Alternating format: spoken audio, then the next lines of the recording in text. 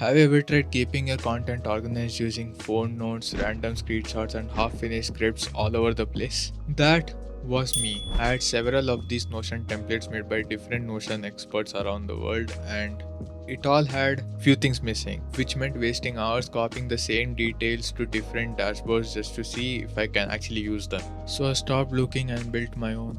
This isn't just a template, it's a full content creator OS, the exact dashboard I use for myself and my other creator friends. Quick buttons for ideas and scripts, resources from the top Instagram coaches, platform panels, idea bank, to-do list, content status boards, even 3.2 GB of editing assets built right in, which even I use. I want to make sure that you don't have to use any other dashboard ever again. Just if you need anything, just ask me and I'll try to make that happen. Now, the dashboard isn't free, but for $20 you don't have to look for any other dashboard for content creation ever. And if you need help with anything, you can always ask me and I'll guide you for free. Just comment dashboard and I'll send you the link.